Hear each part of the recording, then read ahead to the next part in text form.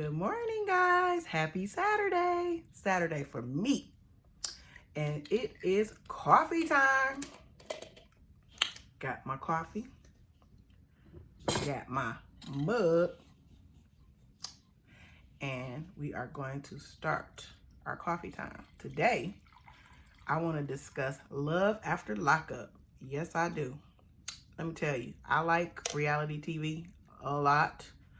So a lot of my talks may be about reality TV, just to let you know, because I really do like it. However, I feel like I get a lot of, I don't know, I guess I like the studying of people, really, because I can look at situations and then I kind of gather my own thoughts about it. And, you know, I go from there. So I just want to make sure that I give you a little bit of background on the show. Of course, I feel like people that's going to watch this video, if you click on it, it's because you watch Love After Lockup like I do. So you probably already know the background on most of these people, but I'm just going to do a quick rundown of the people that I'm going to talk about. I got my little notes here because I'm new to this review thing, but I watch reviews all the time. Shout out to all the YouTubers that do reviews. I love you guys. You even encourage me to do it too, because I'm always commenting. So I'm like, you gotta do your own review because you got a lot to say. You can't keep putting big paragraphs under other people's videos, okay? So I said, let me put my own little stuff together and give my input on the show. So this is, I don't know what season they on, but this is called Life After Lockup. So basically they did the Love After Lockup, and that was about people that was in relationships with people that were coming out of prison. And they give you like these multiple couples that they go over and tell you different stuff about them. And you watch their trials and tribulations of their relationship as time progresses. So for this episode, they had Angela and Tony, who are from, well, in Mississippi. And Angela is 47. She is a mental health therapist. If you watch her story, you would not believe that she's a mental health therapist, but then you would because she wants to help Tony so bad. Tony is 34. He's a hotel clerk. He's from California, but he paroled to Mississippi. He wanted to be near Angela, who's been helping him out financially while he's been in prison. He's paroled to her home. Then you have Brittany and Marcelino in Nevada. So they live in Las Vegas. And their ages are 41. Marcelino is 41. He's a professional poker player in Las Vegas. A poker player. That's going to be a problem for them. He used to be a model in the past. His early younger days when he had a whole bunch of lovely long locks. Now he bald. And yeah, he ain't a model no more. And he has a master's degree, said during this episode. So he's educated, but no real work experience, but he was also a Marine. So he gets something for that. I mean, he can get a government job. Not unless I'm missing something. I don't know why Marcelino can't get no job. Brittany is a stay-at-home mom, I believe, that's currently pregnant. She has a total of 4 children, 3 prior to her and Marcelino, 1 with Marcelino, that's 4, and they have 1 on the way. So they're going to have 5 kids in total. The first 2 of her children, because she went to prison, she lost custody during her time. She was a meth addict and she did burglary and all this stuff. So she lost custody of all 3 of her kids. But her 3rd child, she got back from the father because he had some issues with substance abuse. I don't know what kind of substance, but so she got her son back. And then her and Marcelino had a daughter, I believe, and now she's pregnant again. So that's Marcelino and Brittany. Then you have Shane and Lacey. And Shane and Lacey are in Virginia, okay? Lacey is 30 and Shane is 22. She has model under her title as her career. And I guess she may do some modeling, but I heard on the net that she does, internet that is, she does like web stuff, like freaky web videos, porn type of things. That's what I heard. And I heard that her and Shane do it too. They didn't have Shane with a position. He's just on parole or getting out of jail. He's 22. He's been in jail since he was 17. or prison, whatever you want to call it, since he was 17. And then she also has this other guy that she used to be with before Shane, who was also in prison, who I hear went back to prison, who also has a substance abuse issue with meth, I believe. And he's 33, and he's an HVAC tech. They're all in Virginia, okay? Then we have Michael, Megan, and Sarah. Michael, Michigan, where I'm from and where I currently reside. Sarah is from New York, I believe Albany, and he from Flint. And Megan is from Texas. Megan is from Fort Worth, Texas. Got it? Okay. I think, who else we got? Andrea and Lamar in Utah and California. Andrea is 40 years old. She's a realtor assistant. Lamar is a rapper. He's 43. And he is in California. Yeah, we're going to get into that. All right, so on this episode, I'm going to try to go in order, okay? Let me take a sip of this coffee because it's going to get cold, and we don't like cold coffee. Drink decaf coffee.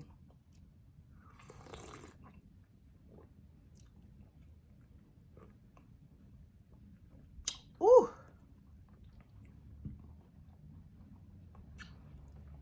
Ooh, that coffee's so good.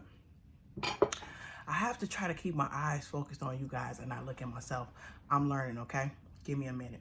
Anyway, the show starts out with Angela and Tony. And the way I'm going to do this, I'm just going to run through the couple. I ain't got time to jump through the scenes. Okay. So Angela and Tony, the ones in Mississippi. Angela, the mental health therapist. Well, she done found out once again, mind you, that her man Tony been dipping, dabbing, don't know what's happening. He out there in the hotel screwing chicks, prostitutes, doing threesomes, giving them free rooms if they screw them. She say she done with him. She got all his clothes in the yard. She done kicked him out the house, told him, you know, you're going to have to get up out of here. You ain't about to be living with me while you are messing around with these women. Nah, she got a very rough voice. She smoke a lot of cigarettes. That's not good, sis. Your throat is telling you something. However, that's what she do. So she called her sister over. Her sister comes a running. And I like how the show like play different music for each scene. Like if you in Mississippi, you get a good country song. When the daddy was going to the door for another scene, they would play like they just do the music like try to match up with the people they talking about. It might be a little bit wrong. Anyway, so yeah. So Tony not there. So the sister comes to visit her, and Angela's telling her how the sister didn't even have to figure it out. Angela had to tell her. She told her like, look, I already know. She told her like, I don't know. I already know he done cheated again. And sorry, my daughter's interrupted me, throwing me off a little bit. Angela's sister already know what's going on. She like, oh, let me guess, he cheated again. Angela like, yeah, he cheated on me, and I gotta get rid of him. And you can't help but want to do your voice like this, because that's how she talk. But it's other people that do it consistently through it. Whatever they explaining about her, I can't do that. And the thing about me is I'll get stuck in character, and I don't want to do that. So she's telling her sister, like, I'm just done with Tony. I can't do it anymore. And the sister like, okay, sis. Like, she telling her all the right stuff. She like, you need to be done with him. Stop going back. I know he gonna come back because he paroled to this house. So what you gonna do about that? And she like, I don't know. I just hope he never come back. Girl, he coming back. Why wouldn't he come back? He gotta get where he's supposed to be, or he going his butt back to jail. And he ain't trying to do that. He ain't in California, okay? He is in Mississippi with you. So she know he coming back. And again, when I watch these shows, these people manipulate. The people that's not the prisoners, they manipulate the relationship because they're in the power position. You know, these people coming out as felons. They got a bad record. They ain't easily gonna get no job. They got a lot of stuff up against them, which I think they need to all go to therapy. That should be a requirement of being released, is full-on therapy to go through the issues that got you there and how to get back and, you know, come in the world again. I'm looking for a word, I can't say it, but just basically get back caught up with what's going on in real life, okay? They do all of that. Sorry if I'm hitting my little camera and it's shaking a little bit. They do all that, and that's them. It's no big deal. Tony came back, told her please forgive me, don't you love me? You know, all that crap that men say. Angela is 47 years old. She's almost 50 years old. So she old enough to be a little cutthroat for the moment, but Tony knows she got a weak spot for him. He know she got a weak spot for him. That's a problem. He know that I can manipulate this lady with love and affection, and she gonna let me back in. And I guarantee you, he gonna get let back in. But on this episode, she told him to kick rocks and get the hell on. So Tony had to leave. Next, he said he coming back though. Next, we had Lacey and Shane. Oh Lord, it's a case study, and it's a real case study about the youth going to prison and just being let out into the world. Okay, so Shane is 22 years old, and he been in prison since he was 17. Okay, he got locked up for being real violent with some guy, beating some guy down because he saw him do something that he didn't like. Something happened. Whatever. Lacey starts talking to him. She had a boyfriend, a fiance named John, who was also in prison. Well, she was cheating on one prisoner with another prisoner. She ended up falling in love with Shane. So her and Shane immediately starts doing everything that they need to do to just be a couple, okay? Making love and doing all that stuff. And they get married. They get married fast. They didn't waste any time. They got married. She has 3 children, I believe. And at one point she thought John was the father, but it turned out he wasn't the father of one of the kids. But her and John have a longer history than her and Shane. And I feel like she uses Shane to piss off John. Even the marriage, the whole 9. All of this is a sick, twisted relationship between between Lacey and John. She wants to hurt him and play with his mind, and she's using Shane to do it. So their situation, she's moving into a new house. They have a new home she bought. She purchased, she paid for everything. Shane is just drinking his little life away because he's happy and free. Now, my opinion about Shane is that he's a 17-year-old mentally. He's still the guy that went to prison at 17, got released to this grown woman. Well, she 30. She real grown with 3 kids, more life experience than him. And the way I can tell that, like, she's like, okay, when they're moving, so the movers are packing up, they're moving the boxes and stuff, and she's asking him, will you pack up some stuff? This was on the last episode. He like, nah, they supposed to do that. You paying them, you know, they getting paid to do that. And he like, well, I'm not doing it. He pouring vodka in the cup, like, pouring it like it's water. And then she's like, well, I paid for everything. And so since I paid for everything, I ain't packing nothing. Now, mind you, they married. This your husband, but this is how she talked to him. More like a mom to a kid than a wife to a husband. So he like, well, I don't want to do it, blah, blah, blah. Now they moved into the home. They walking around their house. She texting some friend talking about John. John's sick. John is depressed. I think John hope he don't hurt himself. I think he struck out on drugs and all of this stuff. So she more worried about getting things caught up with John and checking on him than what's going on in her own household. Her dad brings her kids back to see the new home. Her dad has her kids on this show. I don't know what their life is like in real life, but he have her kids more than she have her kids on this show.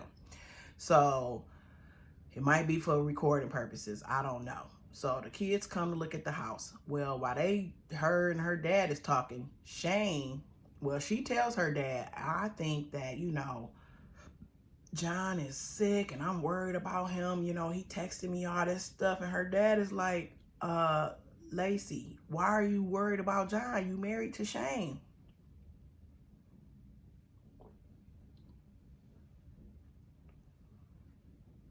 Yeah. Why are you worried about John? Let it go. Like Elsa.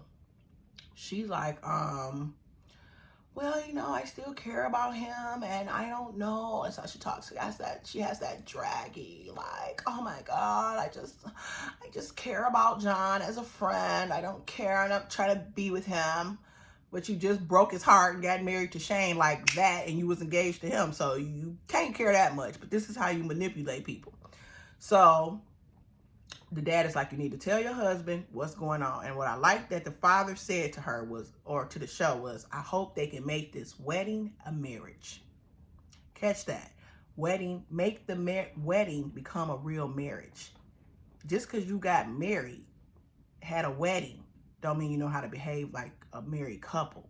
She need to learn that. He like, come in here with open honesty, be upfront, tell your husband what's going on, so he not in the dark. And even throughout the, hey, if he was talking to some old girl from back in his day, you would burn the bed and throw them all away. So he's telling her right, like, girl, you can't be out here messing around with your ex and your husband don't know nothing about it. Even if it's via text message, that's still a secret. And secrets are not welcome in marriage, okay? So I like that part. She doesn't do it. She don't listen to her daddy. Shane see her text messages talking about John and her concern for him. They get into a big, ridiculous argument in front of their house. And yeah, she's like, well, we just moved here. What she does to him, though, I noticed is, oh my God, she's just treating him like a child. They're going, like when they were going through their house, they got a 2-closet bedroom, or their master suite has like 2 closets or something. And she told him, well, we really got like 3 closets, but all 3 of those closets will be mine. And he's like, well, where is my stuff going to go? And she's like, oh, yours is going to go in the dresser. See, she think because she paid for everything, then she run everything. She felt like she the man in a relationship. Well, you married a 22-year-old man who's really a 17-year-old boy mentally, and you are treating him in a way that he has temper tantrums to get attention from you, because he's still that same kid that blew up on whoever he blew up with when he was 17. He's 22, stronger, but not wiser. Not wiser, not yet. So this whole situation is just dysfunctional. That man should have went to counseling. He damn sure shouldn't be getting married to no woman with 3 kids, talking about they want to have a baby, but he ain't know what an embryo was. She got her tubes tied, willing to get IVF or whatever, just to have a baby with him. She know he ain't ready. She said he ain't ready, but yet you playing this game with the guy's emotions. Too much for me. Get him out. Andrea and Lamar. I'm not even going in order no more. Andrea and Lamar, she from Utah, he from California, right? Well, she ain't from, I don't know where this child from. She live in Utah. This woman is from. She live in Utah. She got 3 kids. Her and Lamar apparently have a child together, her 3rd child, and nobody knew that Lamar was the father of the baby. They knew that Lamar was the boyfriend in jail who became the fiance and who got married to her as soon as he got out of prison. Her children are beautiful children. I mean, beautiful, intelligent. They have more wisdom than their mother. And they're tired of her games. Excuse me. They're tired of her games. Especially their son. Her son ain't got time for nobody drama. Let me tell you about little Tennyson, who's 17 years old. A mature 17, okay? He said, my mama acting like a teenager. I said, boy, you better tell the truth about your mama, because that's exactly what she acting like. Because the problem between Andrea and Lamar is that Lamar want to be a rapper in California, where he's from, in LA, and live around gangbangers who are his family members, and, you know, be a rapper. And guess what? Andrea wants to be a Mormon. Does any of this make sense to you? Because it don't make sense to me. She moved to California when he got out of jail, married him, then thought she was going to convince him to move to Utah and be a Mormon. I don't know why she thought that would make sense. Sis, you tripping. So yeah, she marries him. So now at some point he left. She got him to Utah, and she like, well, I ain't going back. And he like, well, I'm going home. And she basically like, well, I ain't going back to California. It's too dangerous. It's not a place for no family. I love it here in Utah, and you're going to have to meet me here. So they both stubborn. He in California, she in Utah, and they calling each other, and she called herself mad at him, and I'm going to, you know, cut him off because he left us. And he did, but y'all both left each other because y'all didn't make a right decision. Y'all didn't make a clear decision for your family. So he calls her, his brother got shot And thankfully only hit him in the foot. The bullet hit him in the foot, but he didn't, get killed. And he's like, oh man, you got shot, by the grace of God, you here, this and that. And the brother like, yeah, you can be here and gone just like that. Like, you don't even know. It's just, you're done, right?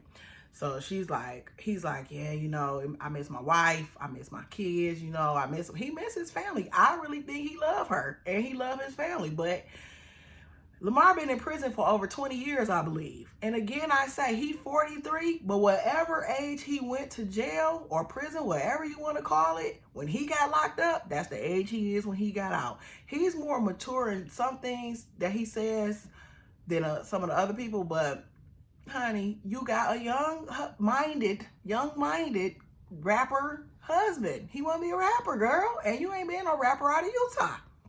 And he not gonna be a Mormon. He like smoking weed and drinking. He ain't trying to be no Mormon. But she thinks she gonna change his mind, and he think he gonna change her mind. Again, I say. So finally, he talks to her. She teases him and says, I might have he said, why you take so long to answer the phone? She said, I had to have my boyfriend. He like, don't say that, because you gonna get me to thinking. I hope you start thinking for real, Lamar, about getting a real job and being a rapper on the side. That's okay. Be a rapper on the side.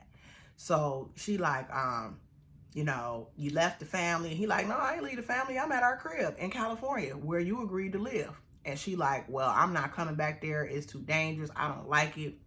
So he like, I miss you. I want to see the kids. I don't want to just feel like this is over yet because I don't want to start doing stuff. I don't know if she caught that. I caught it.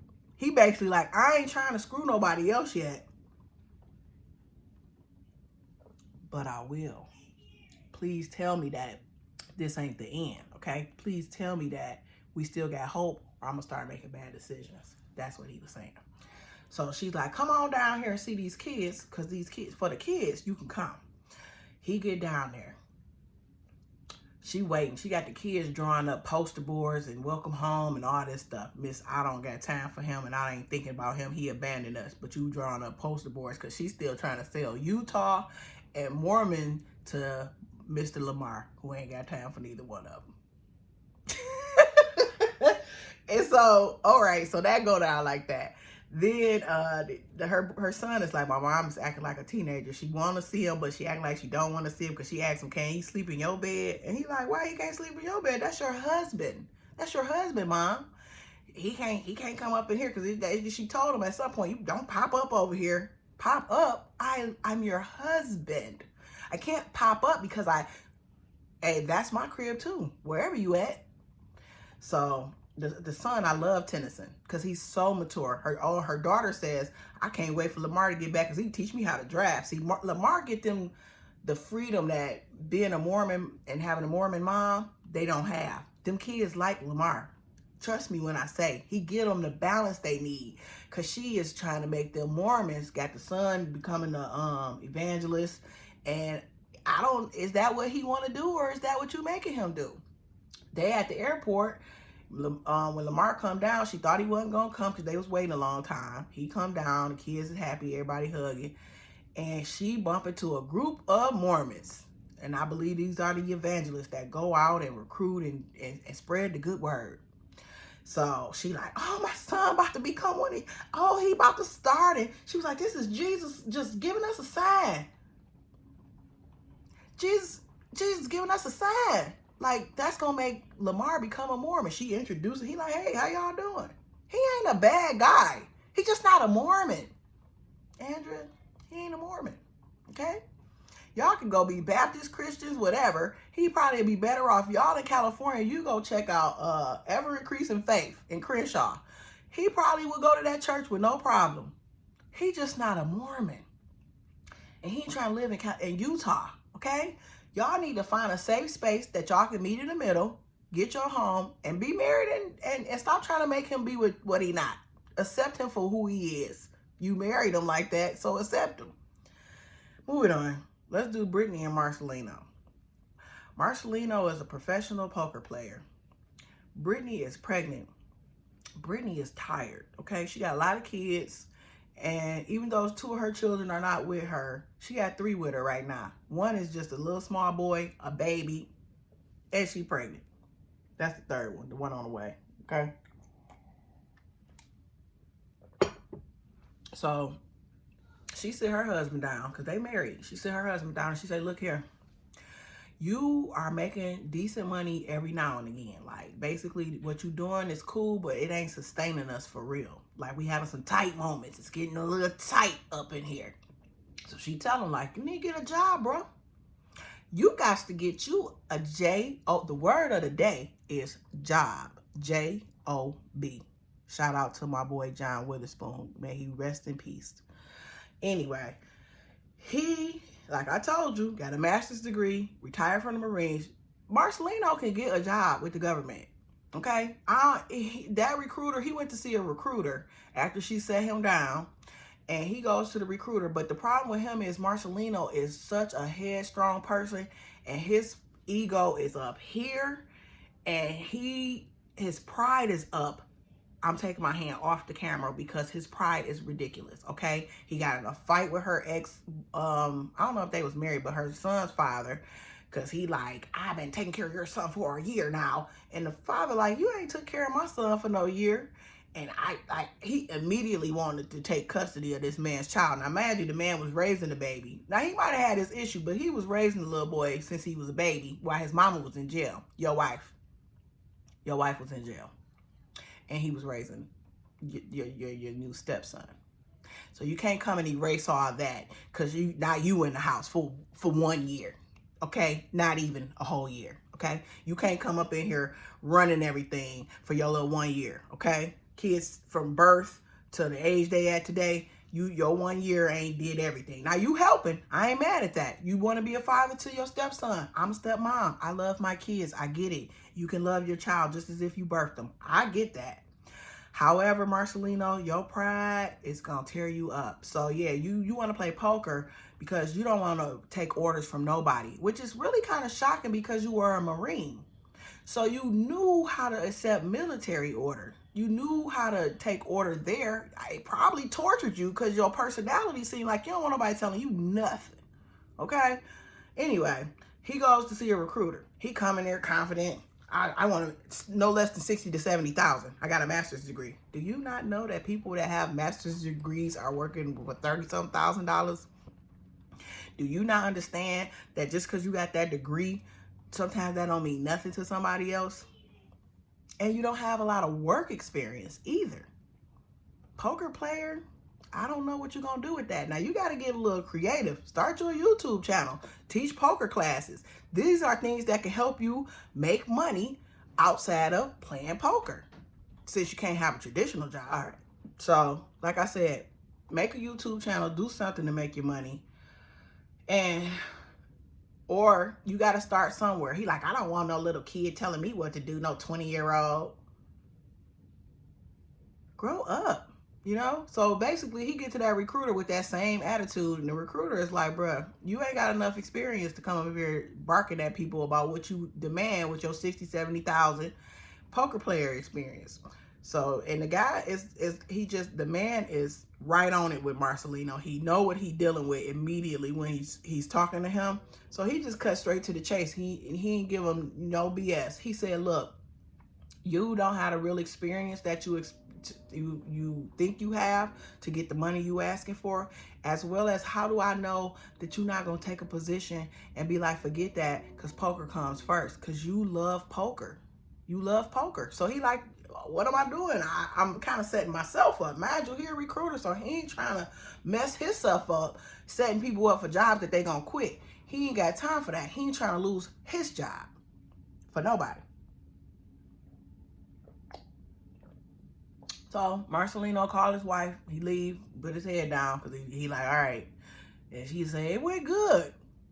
It didn't go good, Marcelino. Maybe it did. I don't know. Maybe you got an epiphany that you didn't express on camera. It didn't go as good as you thought. But, you know, Brittany's all excited like, yay. No, Brittany, still a poker player. But maybe he should take my advice and get a YouTube and teach people how to play poker. And then you already on TV. And I'm sure they use that little check, but he gambling with that check. So that's a problem. Gambling is not no joke. You could be up. He even said it. Sometimes you up for weeks, months, but sometimes you down for weeks and months. So it's like if you down for weeks and months, bro, we got to do something about that. All right. So moving on. Megan, 30-year-old Megan, 28-year-old Michael, and 25-year-old Sarah. Let me take a sip of this coffee. Let me take a sip of this coffee. We get near the end, because we're near the end of the cup of coffee too. All right. So Megan, here's the background with them. So Megan and Michael dated while he was in prison. Sarah and Michael was in a relationship before he went to prison and during the time that he was in prison. If you're asking yourself, were these two people together at the same time? These two women, his women at the same time? Yeah, they were, okay? They were sharing Michael unbeknownst to them. So when Michael gets out of prison, he impregnates Sarah. They have gotten married. I think they got married while he was in prison, but he was engaged to Megan at the same time. So when he finally got out, the whole last season, the whole big uproar was Sarah finding out that Michael was with Megan and Megan finding out that he was married to Sarah and Sarah was pregnant and they have a little girl together already. So now they got two little beautiful little girls. Their daughters are beautiful. They parents of those children, the parents of those children, I'm concerned. So basically now we on a season of making amends, right? So Michael wanna make amends with Megan, him and Sarah getting a divorce. But some tell me from this episode, Sarah and Michael ain't broke up, okay? So what happens is he goes to meet, so the last episode, I'm on episode 2, so we off balance, right? This is the problem when you got too many relationships. I can't even keep it together. Michael goes to Megan in Texas to make amends with her for lying to her about being a married man and keeping his wife and all this and getting a new baby on the way. All right, sorry guys, my camera cut out. So this part might be a little bit off balance from where it was before, but whatever. All right, so back to Megan, Michael, Sarah. All right, so Michael is in Texas with Megan. He came to make amends for all the lies of season 1 or whatever season that was prior to this.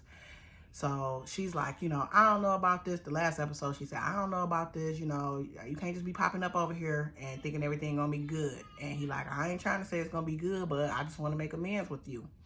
So he already got checked by her friend. Excuse me. He already got checked by her friend last episode.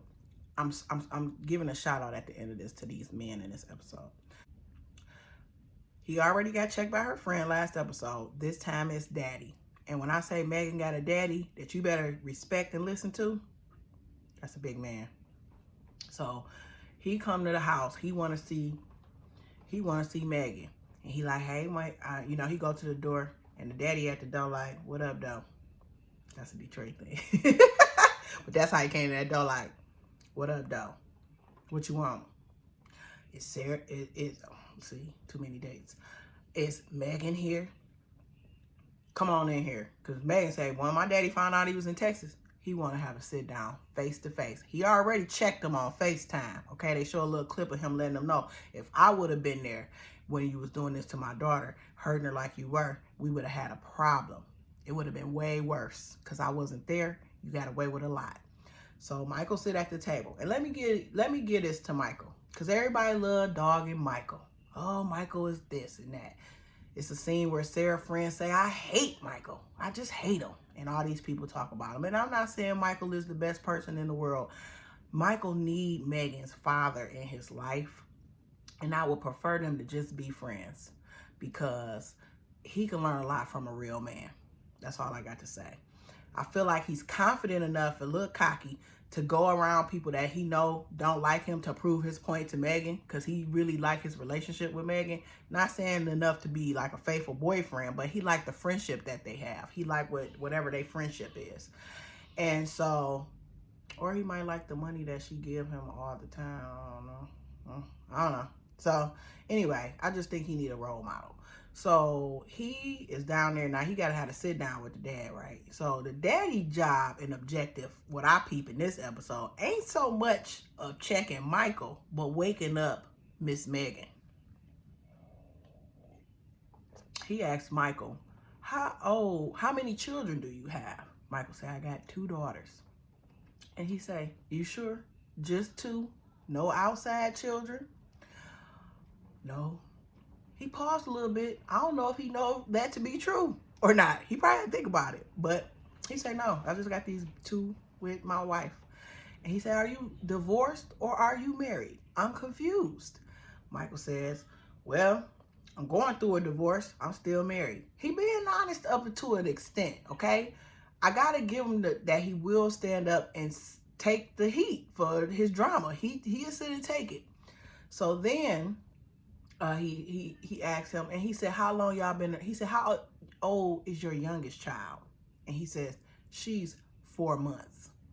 He proceeds to ask Megan and him, how long have y'all been in a relationship? And they say, 3 years. See, Megan, you missing what daddy trying to tell you. That don't make no sense, Megan. It don't make no sense. He then tells Michael, you know, he's going to protect his daughter. He says, I am not for no games. I see you on some bull. He goes straight at him and Michael say, I'm here for Megan. That's his thing that he told the friend too. I don't care about y'all not liking me, basically is what he's saying. I want her to like me. So I'm here to keep the bull on her over her ass.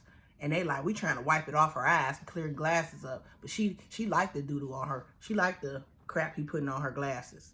Okay, because he putting glitter in there. Because he spent a little time with her.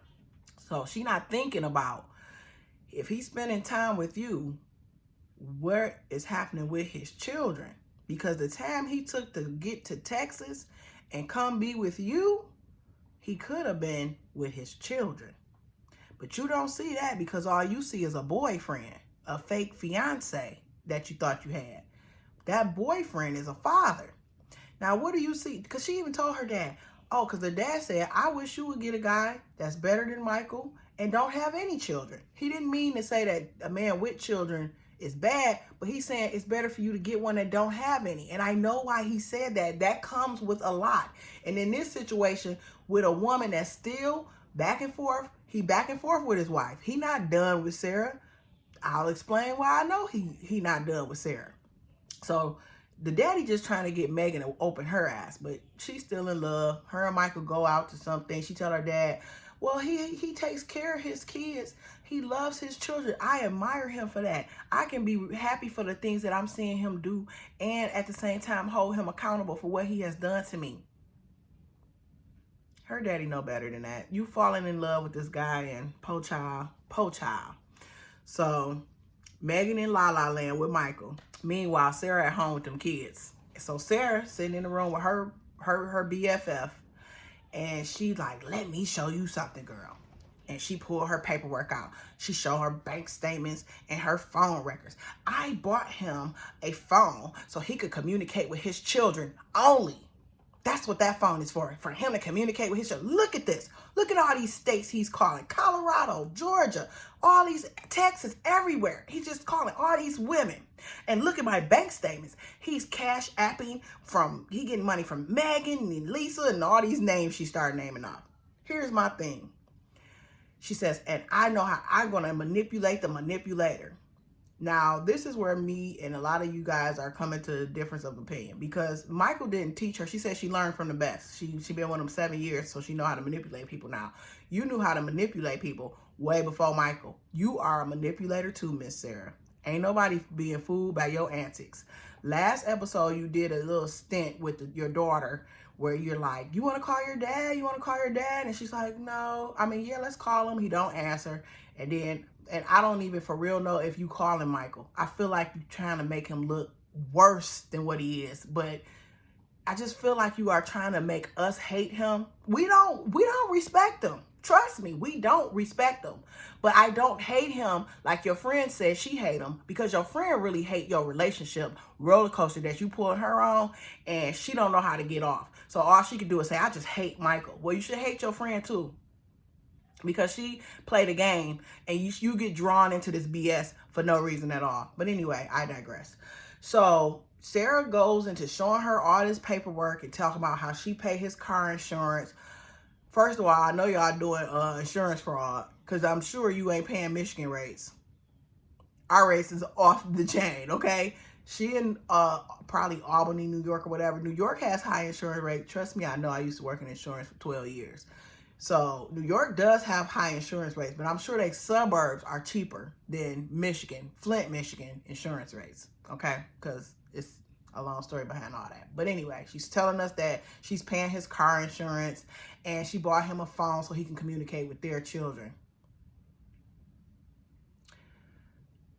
I'm not enabling a man to cheat on me.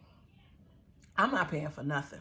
If you wanna talk to your kids, you gonna get you a phone. If you wanna be in a car, you gonna pay for your insurance. You definitely are not gonna be in my car, and I bet you it's her car. You definitely not gonna be in my car using my phone, and you ain't helping me with these kids. I would be a fool.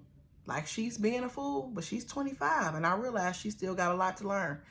She thinking she gonna make this man be the man that she want him to be. And that's how the babies even came about. They had a baby, and the first season he was like, you know, I just do stuff because she won't let me see my daughter if I don't. So he tried to play the boyfriend role, but he played it too much, because you steady making babies, okay? He ain't no victim here, trust me. I ain't trying to say that. But he tried to say, you know, she controls me with the baby. And I seen her doing it. You want to lose your daughter forever, Michael? If you did it, why you gotta lose his daughter forever if y'all ain't together? That didn't make sense. Now, she said that in the past. Now it's like, I do everything to make him be there, you know, to be there and help him be a father for my children. You can't make him be a father for your children. He got to make that decision for himself. You can't save him. And you dang sure can't pretend to be him and play these silly skits with your child. I was starting off saying in the last episode, she tells her daughter to call her dad. He doesn't answer. The baby goes on to say, well, he doesn't really answer a lot, Mommy. I don't like calling him, or whatever. Oh, no, don't say that. Do you want to play pretend, or whatever she said? And then she goes and go in the other room and put a hat on to the back, which I thought was quite insulting, being that Megan is white and Michael is black. I didn't know where she was coming from with the hat thing. I didn't get that. So anyway, none of this made sense to me. It's not healthy. She puts the hat on and she's like, oh, Michael. No, she's pretending to be the daughter's father. Hey, baby girl, I love you. And the little girl like, yeah, daddy. And da-da-da-da. She ain't talking to her daddy. She not talking to her daddy. Why would you do that to her? Don't play these games with your daughter. And check that fool. If he ain't for real calling your daughter, check him. But don't keep feeding them to her either. Don't keep, you want to call your dad? So just so she can be disappointed. Let him call her. You bringing up stuff she ain't even thinking about. She ain't asked you to call him. You asked her, do you want to call him? So you put that in her head. She don't have to go find her a new daddy. Okay? Stepfathers are real out here. Get you a new man and move on with your life, but you don't want to. You want Michael, the cheating little dog. You want him. You want the cheating man. So the problem is you want to keep on telling the world how bad Michael is, and yet you ain't letting go, sis. That whole divorce file and all that, that's just for attention. That's just to make him pay attention to you. Because if I'm going through a divorce with you, I'm not paying your... It ain't like they had a long-term marriage where he was a good husband, then he fell off and became a, you know, he messed up and you kind of still got all this stuff. No, they didn't have too much tied together other than those beautiful babies, okay? And her problem is she think that she gonna fit. Her and Megan is the same. Only thing I'll say different about Megan is she hold him a little bit more. She know how to get him with honey. She more sweet. She'll check him, but she more of his home girl. Where Sarah is screaming and having temper tantrums and I'm your child, I'm your wife, and these are your children, and you should do this. And that just make him run further and faster away. He ain't into all that. But anyway, her friend goes on to say how she hate him. And Sarah like, I'm going to get to the bottom of this. You know, it ain't nothing to get to the bottom of. Michael is out here living like a single man, taking advantage of women, getting money. All these women are treating him like a child. He not going to grow up because he don't have to. If I got my car insurance paid, she showed him getting $1,200 in a month from cash apps from women. She paying his bills. He don't even got to pay a cell phone bill. He ain't even got to get a Metro bill. Girl, bye. And you think he going to just grow up? No, he's not. He's not. He's not going to grow up because you guys are spoon feeding him and taking care of him. His mom was protected. She was more mad at Megan. She was more mad at Megan last season than she was her own son for his actions. This man has been spoiled. All of these people, I'm going to wrap this up now. All of these people are acting like children. And the people that they're with in some situations, because it's not the same situation with Marcelino and Brittany. Brittany trying to get Marcelino to do some more responsible stuff. But he's so headstrong, he don't think he got to listen. But with the situation with Angela and Tony, the situation with Andrea and Lamar, the situation with Lacey and Shane, and the situation with Michael, Megan, and Sarah are women trying to control men but baby them at the same time. They're not letting them be men. They're not making them be men. They're not demanding that a man come to their door. Megan trying a little bit because she's trying to make Michael own his okay? Own his stuff. Megan's trying to make him own his stuff. But everybody else is like, but she's also giving him money. You know what I'm saying? So it's dumb. But I want to give a shout out to the men on the show this week, or just the people that gave real points. But the men was killing it this episode. Megan's father checking Michael, letting him know what it is. He told him, I'll give some bullets for her and I'll take some bullets from her. And he meant that. He was showing Michael how to be a good father. Michael needed to sit down with that man and be humble and talk and learn from him and really try to change his life around. Lacey's dad telling her about how she's doing Shane and how she needs to grow, you know, treat her husband with honesty and have a better and create a marriage. That man was on point with what he said. I mean, why these people got, you know, something in their ears or something, because they ain't trying to take none of that in. And who else? The recruiter with Marcelino, keeping it real with him. Shout out to you. And to Angela's sister, who told her to stop living. She said, you're an educated fool. An educated fool. And it's so many people out there like that. But she was right on the money with her sister. You a mental health therapist, but you have the need to help people that hurt you. And that's sad. It's just sad. But yeah, that was the episode. And it was good. This coffee was good. It's getting cold now. But it's gone. And yeah, I just hope you all enjoyed my coffee time lockup, life after lockup review. And I will have it posted probably tomorrow. I don't have a lot of followers, so I don't know who's going to watch it, but whatever. We're going to keep doing what we do. Hope you have a great day. Welcome to 2020. Peace.